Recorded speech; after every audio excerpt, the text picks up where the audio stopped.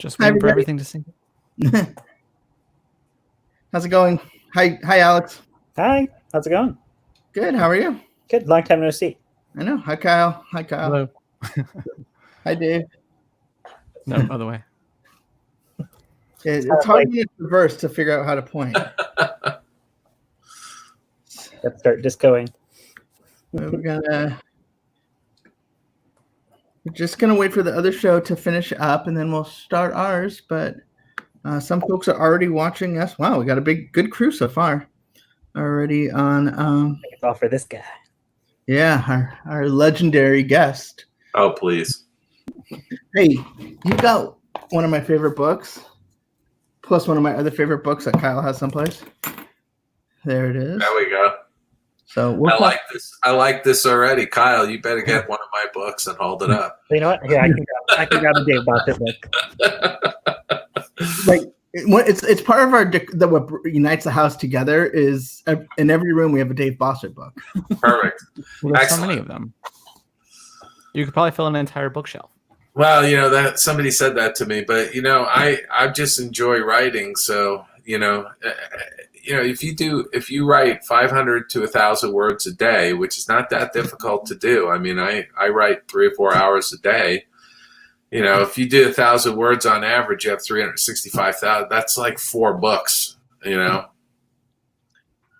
so we are actually going to get started. So want to officially welcome you. My name's Ben. We got Alex. Hi. Kyle. Hey. And our very special guest, Dave Bossert. Hi, everybody. Good to be here. Good to see you all. Good to see you, too. It's good to see people. It is.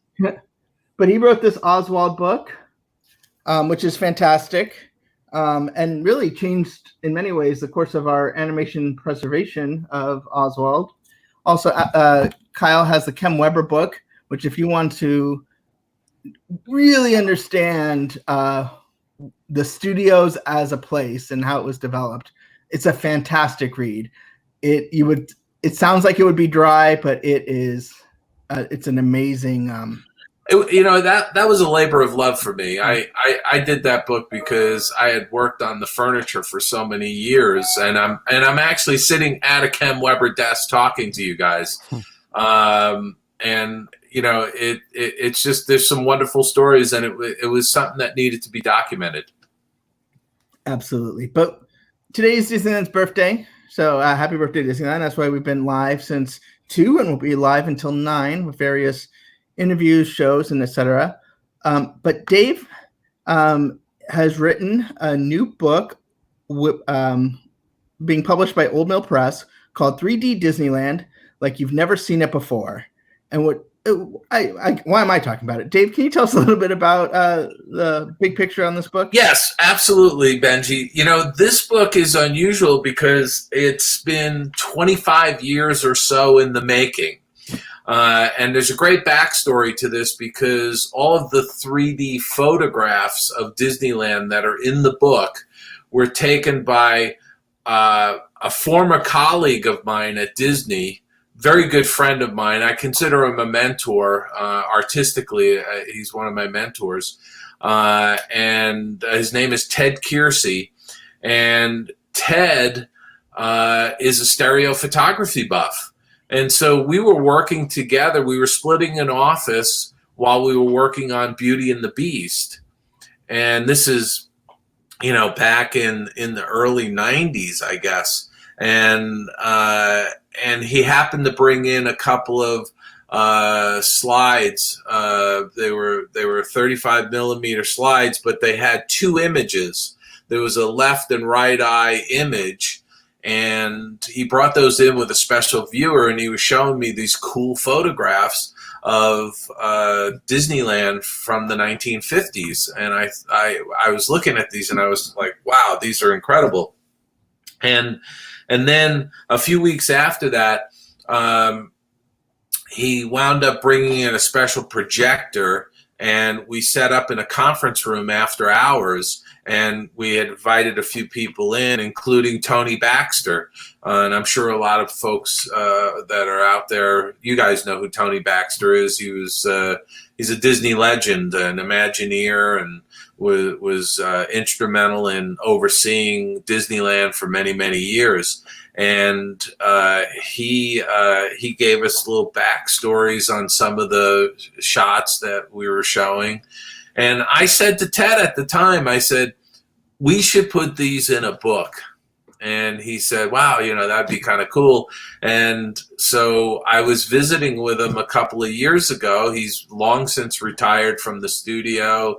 He moved out of Los Angeles, and I went to visit him, and we were just chatting, and those slides came up in the conversation, and I said, let's do this book. And that's how this book came about.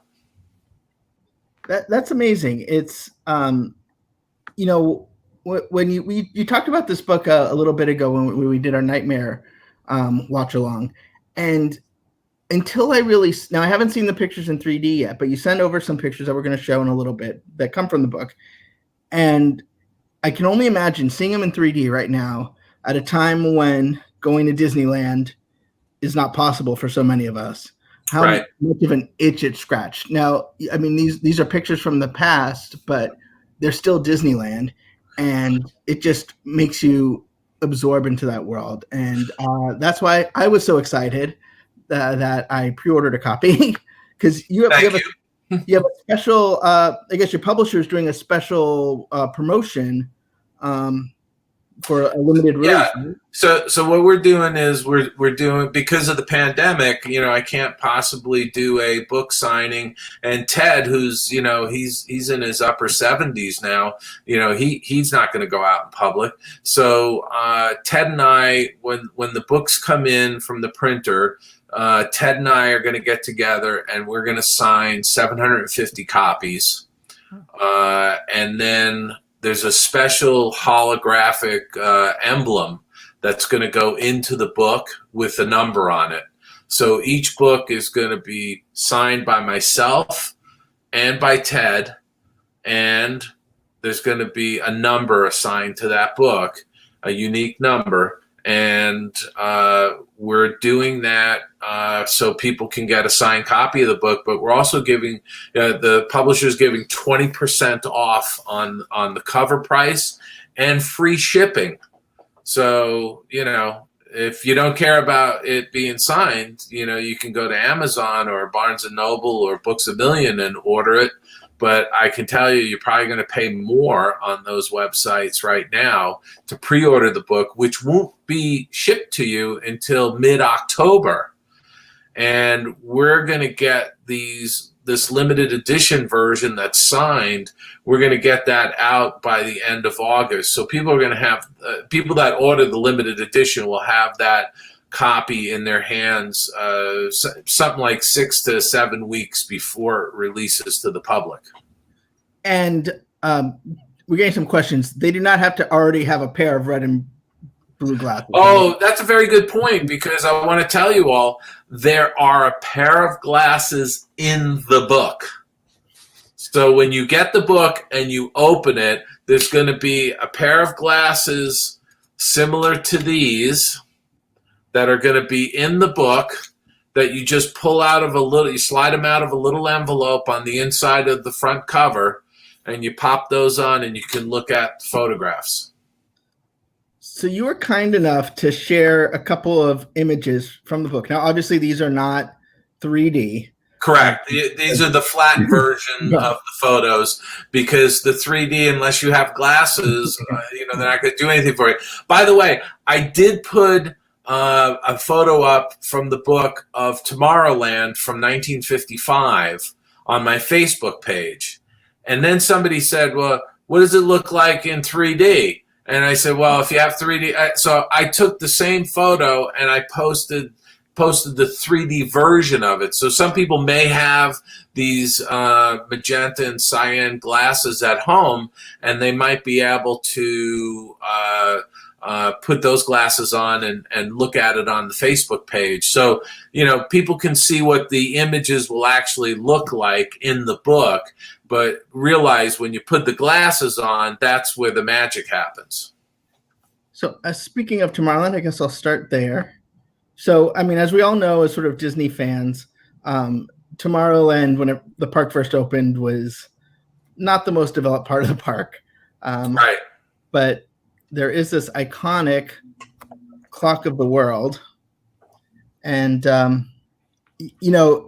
it's amazing to me to see Tomorrowland. And you can kind of see the sort of entryway here and see nothing in the background. I know. and that's the amazing thing, Benji, is in some of these photos that Ted took, he was there opening week in 1955. And there's pictures in the book that'll just blow people away. I mean, I was fascinated by some shots that Ted had. Look. There was nothing but orange groves beyond the berm. And I just thought, wow, that's crazy,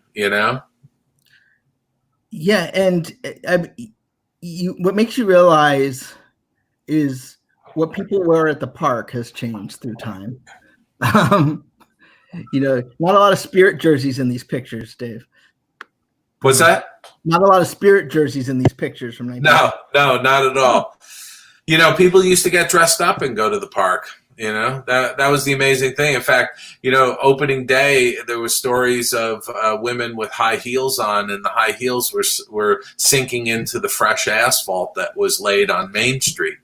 So I thought that was kind of interesting. But the book, I had the book laid out as a walking tour of Disneyland. So you literally start outside the berm at the main entrance, and then you're in the town square, and then down Main Street to the plaza, and then you go to the left and you go into Adventureland and New Orleans Square and Critter Country and Rivers of America, Frontierland. That's a great picture. I mean, just look at how the Mark Twain dwarfs everything in the background. None of those trees have grown in. I mean, that's pretty amazing. What I love about this picture is you always hear that quote about Walt talking how the place will get more beautiful, the trees will keep growing. Yeah. And you realize the trees have kept growing, because this looks like, not to begrudge the early days of Disneyland, but this would not be acceptable by today's standards. No. And the crazy story, I put this in one of the captions for the Mark Twain, was on opening day, the park employee was supposed to, at the Mark Twain, he had a hand counter, and he wasn't supposed to put more than 300 people on the boat, 250 or 300 people on the boat. And apparently he was just so overwhelmed by everything that he just kept putting people on. And the Mark Twain left the dock with close to 500 people on board and nearly capsized, nearly went over. It actually popped off of its guide rail. And they had to take people off the boat. Rivers of America is only like 3 or 4 feet deep, So they had to take people off the boat, and they had to walk up to the shoreline in order to get the boat back onto its guide rail. So there's some interesting little stories and things in the captions that go along with it. But the one thing I will say is that there's some later pictures from 1980 of the Mark Twain, and you can just see the huge difference in how the trees have grown in and how, it's just much more lush in 1980 for the 25th anniversary of the park. Well, that photo looked like it was before Tom Sawyer's Island was developed. So it's really just this chunk of land that they dug out to make the river piled into the center. And that's exactly what they did, Yeah. So, and there's, for people who are really have drilled into some of the history of the park being built, I mean, there's some amazing stories of, when they tried to fill Rivers of America for the first time, the water just kept absorbing into the ground, and they had to ultimately line the riverbed with clay in order for it to hold water. So one of the things I'm so excited about for this book is, just as a Disney history nerd, you see photos, you see episodes of Disneyland, or people put their home movies on YouTube, but you always feel like, I wish I could feel like I'm there. And this gives you a whole new dimension to feeling like you're in the park in this era that really doesn't exist. I mean, that version of Disneyland is not much. I mean, it's like the version that's there today, but it's not the same. No. So as a fan and someone who didn't even get to be there in that era, this lets you experience it in a depth that you don't get out of any other medium. Yeah, and the thing that was amazing to me, because, I'm originally from the East Coast, so I didn't go to Disneyland until I think it was 1980, 81 was the first time I ever went to Disneyland. In fact, I had gone to Disney World in 1976, so I had visited Disney World before I ever stepped foot in Disneyland. And so for somebody like me, it was amazing seeing some of the attractions that no longer existed, and to see them in 3D. What's so beautiful about it is that you're capturing, it's not just a moment, you're capturing a moment in space. It's this moment in time and space. And so you're able to actually see the thing dimensionally, and it's about as close as you're going to get to it without actually having been there to experience it. Mm-hmm. You can let your publisher know your time wasn't wasted. At least one person bought the book. Amy, thank you very much for buying the book. Shout out to Amy. So we got one more picture before we just sort of talk more about the park, but want to make sure we touch base on this one. This is from the beloved, yet I never got to experience because it was gone by the time I got there, Pirate Cove in Fantasyland. Yeah, I gotta say, Ted took some beautiful pictures of the pirate restaurant, which originally on opening day we have some shots of it as Chicken of the Sea. It was sponsored by Chicken of the Sea Tuna, and they served tuna sandwiches in that restaurant. And later on added the Skull Rock Pirates Cove to the whole area. And then over time, Chicken of the Sea went away and it became Captain Hook's restaurant. And so I put some of that information into some of the captions as you're going through. Ted took some beautiful photographs of the pirate ship from the Skyway. So looking down on all the riggings and everything, and seeing Skull Rock, and I never saw a Skull Rock or the pirate ship either. It was gone. As a Peter Pan fan, that was like something where once I found out that was there at one point, I was just like, really? Why'd you get rid of that? So I got one more question before I cede it over to Kyle and Alex. But since it's Disneyland's 65th birthday, what's your favorite Disneyland memory? As soon as you said that favorite, I always go to Pirates of the Caribbean. I'm in the middle of writing this book on Claude Coates, so I've got a whole chapter on Pirates of the Caribbean. But that's got to be one of my most favorite rides, and I first experienced it down at the Magic Kingdom in Orlando, and I thought that was really cool. But the first time I rode it at Disneyland, I was like, holy mackerel, this is fantastic. I felt ripped off on the one down in Florida after I rode the California one because it's so much longer and there's so much more in it, Absolutely. But that to me is probably one of my most favorite attractions down at the park. I have a question for you. So something I think is really cool about this project idea is that one of the things that comes to mind instantly when I think of the 1950s is that 3D, specifically that blue and red glasses. Like I can see people sitting in movie theaters with those glasses on. And then here you have Disneyland 1955. And so it really just seems like quintessential mid-century to me. Was that something that occurred to you when you came up with the idea? Yeah, and there's a little bit of that design in how the book was laid out. Even Benji, do you have the book cover? Even the book cover speaks to that, optimistic 1950s, what the future holds for us. Putting that TWA rocket, we just felt like that was, one of the quintessential photos of the park that no longer exists. And to me, again, I think that, when you look at these pictures through the decades, there it is.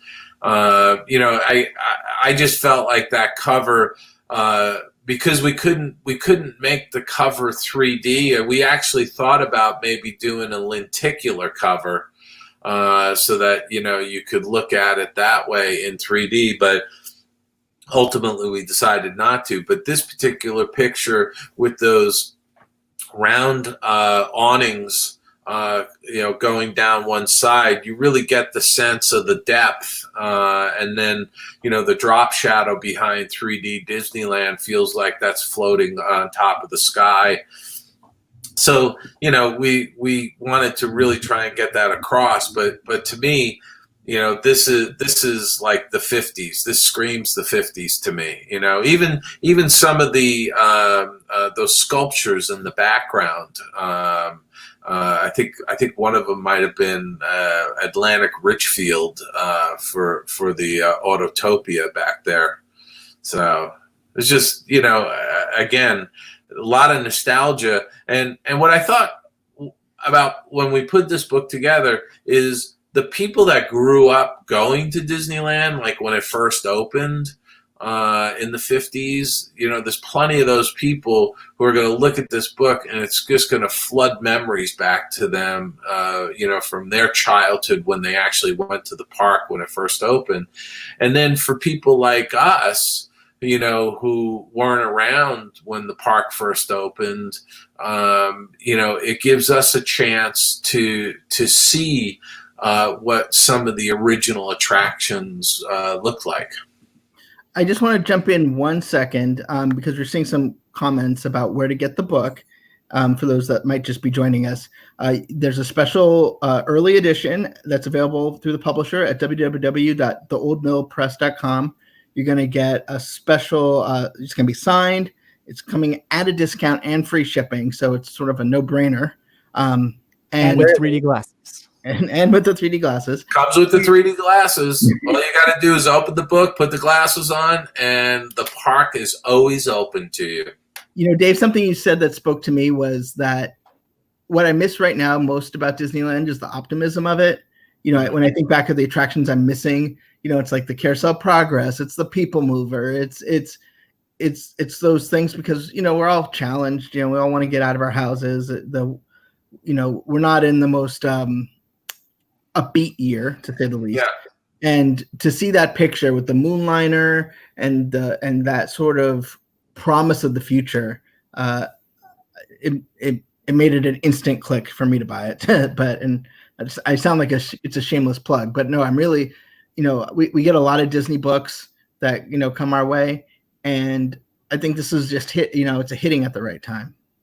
Yeah, I mean, look, I'm trying to work on book projects that excite me, and I'm really wanting to just get out in the world and talk about some of these stories, partly because there's a lot of books over the years that have just been sort of reissues and rehashes of certain things.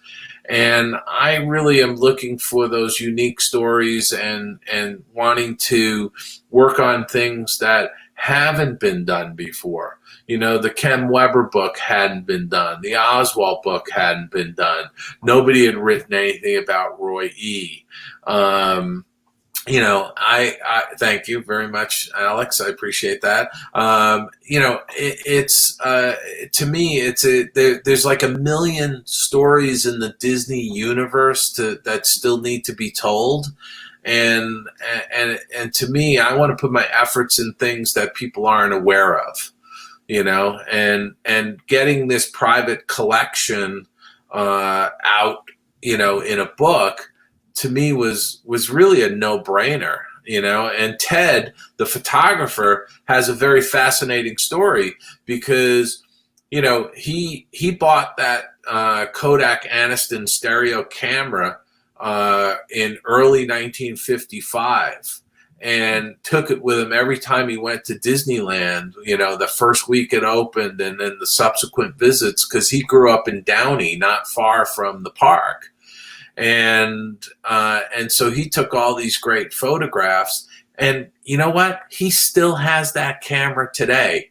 65 years later, he has that camera, and it still works, and he's still taking pictures with it. And that to me is just it's a marvelous story. But what's even more incredible is that his art teacher in high school pushed him to enter a piece of art into a contest. And the prize for that contest was a scholarship to Chouinard Art Institute.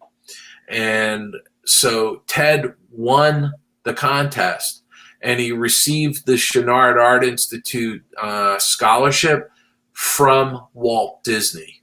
He stood with Walt and shook Walt's hand as a snot-nosed high schooler, and he got this scholarship, and he started going to Chouinard after he graduated high school, and then got a draft notice and wound up enlisting in the Navy and went over and did service in Vietnam.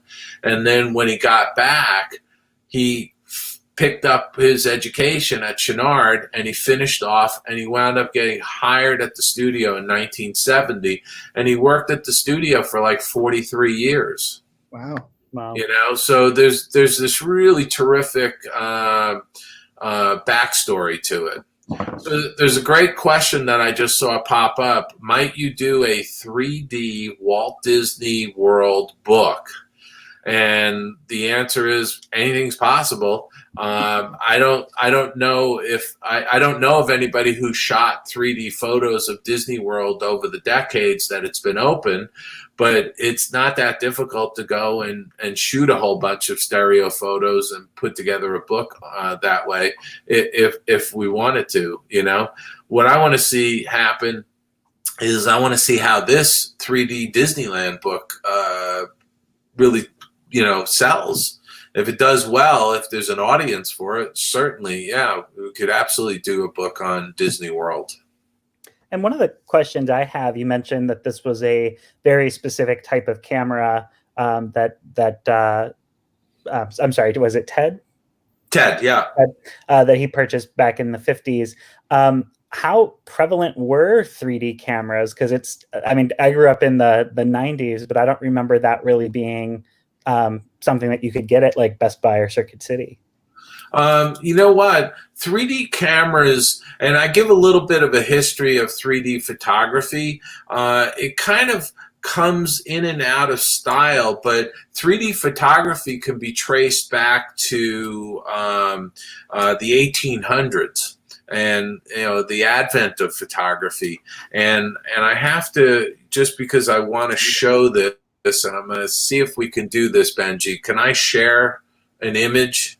If you can, do you see the share screen on the bottom there? Yeah. Yeah, go ahead and try it. Anything can happen when we're live. Let's see, select window or screen. Okay, so I'm going to select allow. Can you guys see that? Yeah. Well, we can put it on the screen. But... Okay.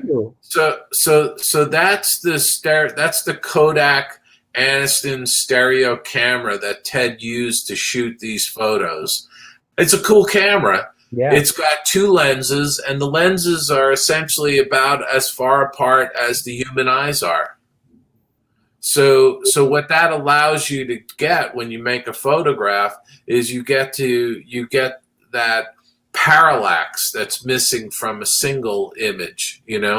The two images, when they merge together, give you a parallax and the three-dimensionality of the image. That's really cool. So like a result that could come out of this, going back to kind of what Paul was asking, is you could actually have like a flood of people coming in after this book launches saying, I have a 3D camera, I took photos at Disneyland or Disney World. And hey, listen, I'd love it if somebody's out there who shot a bunch of and have vintage shots of 3D shots of Disneyland, Disney World in Orlando. Let's talk. Yeah. So if anyone watching this knows anybody, how would they be able to connect with you, Dave, if they wanted to talk? I'm out on Facebook. Let me see here. Okay, you got rid of that. Okay, boom. People can connect with me on Facebook or Instagram, LinkedIn. You can go to my website, which is www.davidbossert.com. And you can always send me a note through my website or on social media. And I'm pretty good about answering people. I get people asking me questions on a somewhat regular basis. Thanks, Benji, for putting that up. I get people that send me notes through social media asking me a question about a film or this or that. And I'm pretty good about answering people's questions, So then what's the development process like is it similar to what you do with a normal camera, or is there something, how does it work? Yeah, so, that camera is using a regular roll of 35 millimeter film. And so say you got a roll of 36, 35 millimeter color film, right? That had 36 exposures to it. With that camera, you would get, I believe, roughly 18 pictures. So you're getting a left and right eye view every time you snap a picture. So you have two individual photos. And then the interesting thing is that you can put those into a special viewer that has a lens on it, and you can look at those, and by looking at it, it merges the left and right eye together and it creates the stereo effect, the 3D effect. And we could have put the book out like that. In fact, I'm sure there's probably some purists out there who are, waving their fist at me like that's how it should have gone out. But what we chose to do was make an anaglyph image where we actually merge the left and right eye together. Each eye is tinted, one magenta, one cyan, and then they're overlaid. And then you use these paper glasses. We just felt that it was a more accessible way of presenting the material really to the masses, to people who aren't used to looking at 3D images and stuff. And this was a much more efficient way to present the material, because if you left it as a left and right eye image in the book, you'd have to have a special pair of lenses to be able to look at it. And then the book has to be a certain distance from your eye line. And, there's a whole bunch of stuff that goes into it for those really, the aficionados, I will say, but doing it this way, with the magenta and cyan glasses is just, really an easy way for people to experience it.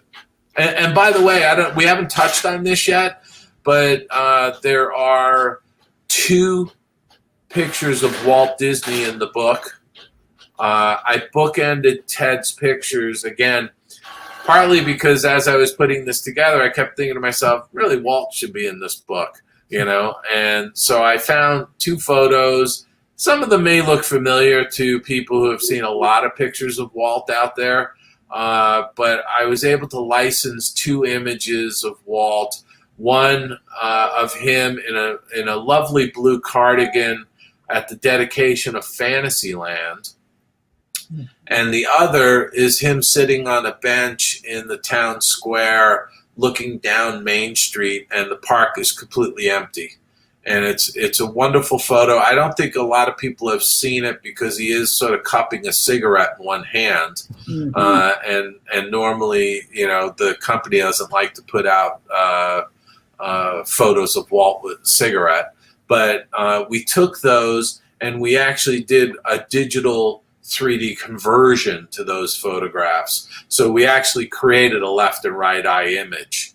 And there's some digital technology that allows you to do a little bit of an inflation of the image, and so when you look at those, they're absolutely beautiful. I mean, they're just really stunning. I just want to Farfi. What's that? I'm sorry. Let me once. I want to recognize Farfi. He just purchased a book as well and let us know about it. So thank you very much. So Dave, before we let you go, I just wanted to, we're really excited about your Claude Coates book. So can you give us a little update on if you have time to work on that? Absolutely, and I'm periodically sending out updates to people who pre-ordered that book. So, I had somebody say, "Oh, the 3D Disneyland book is great, but what about the Claude Coates book?" And so I had to explain the fact that this 3D Disneyland book I wrote last year, and so I'm now finishing. I'm like 90% through the text for the Claude Coates book. And so I'm getting that finished up, and then it has to go through an editing process and copy edit, and then I've got some beta readers that have to read it, and if I get notes back, I make adjustments based on notes, and then from there it goes into the design and layout phase, which starts right now on the schedule. It's mid to end of September when that'll start happening. And January, we should have a completed layout of the book, and it's supposed to go end of January or in sometime in February. It's supposed to go to the printer. Now, we said on that particular book, because we did something different with that, again, some people, we were met with from some of the publishing houses, like who's Claude Coates? Well, we can't sell that book, So we did something different. We did an Indiegogo campaign to take pre-orders to basically fund making that book. And so we always said that the book was coming out in the fall of 21, but the people who pre-ordered the book, we're going to do Alan Coates, Claude's son, and myself are going to sign a whole bunch of copies.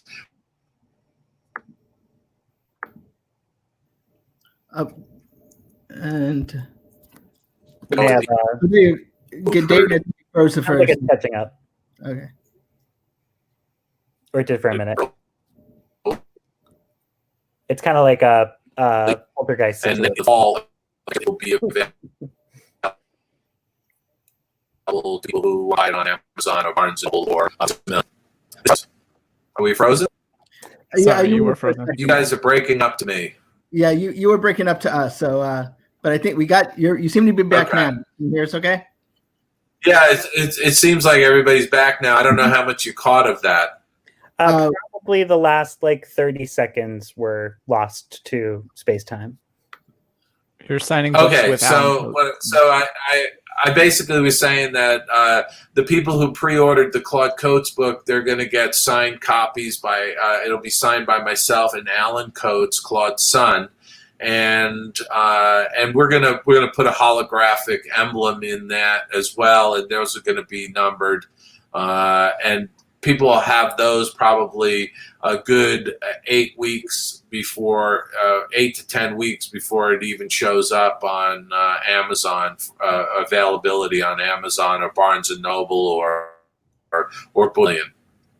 And are pre-orders still available for that? Is that something like our listeners? Yeah, if people want to go to the Indiegogo.com site and just search for Claude Coates, they'll find the whole page with the description of the book. And then there's different levels that people can purchase at. They can just get the book, or they can get, the signed copy of the book with, note cards. They can also, we have a couple other perks in there where they can get a limited edition print of some of Claude's artwork, which is really kind of cool. I mean, absolutely beautiful stuff. So, and again, that book, Claude Coates, is a labor of love because I met Claude Coates. I knew him.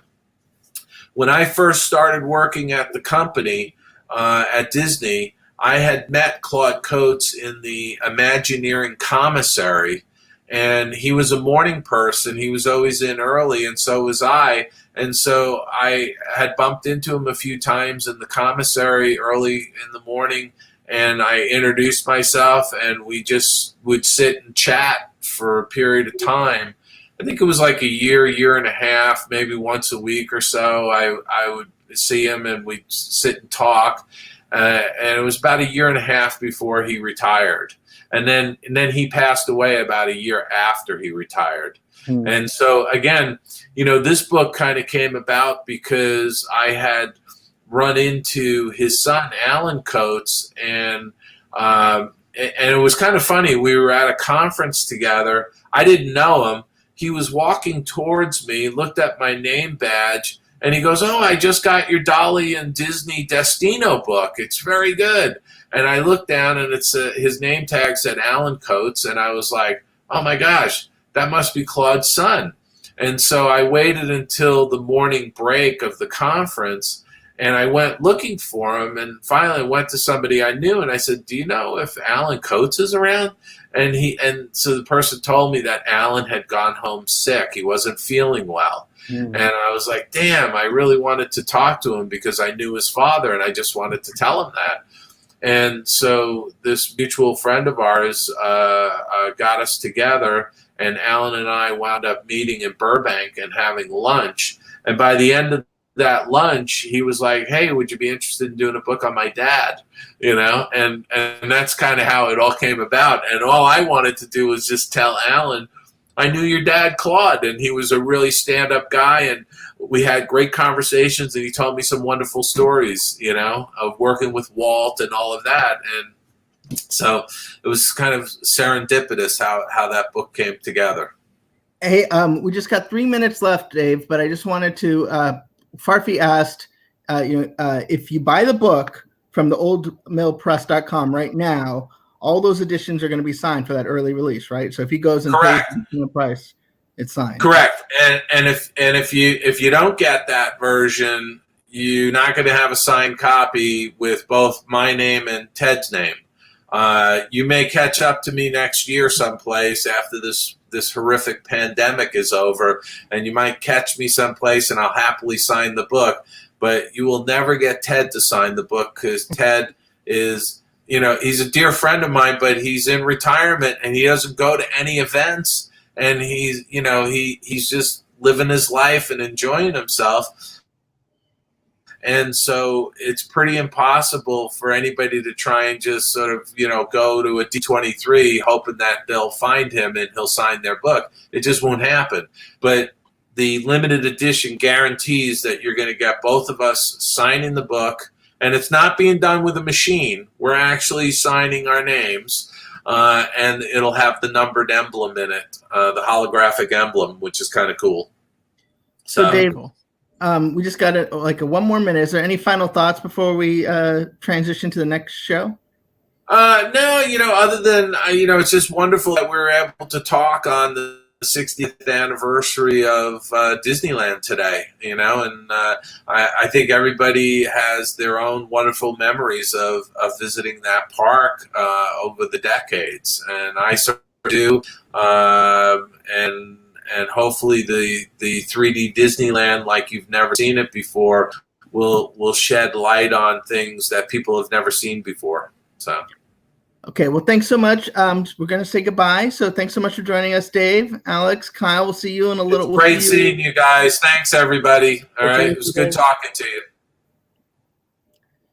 You just keep smiling, keep wearing. Theoldmillpress.com. DavidBossert.com. 7 more seconds. And I like that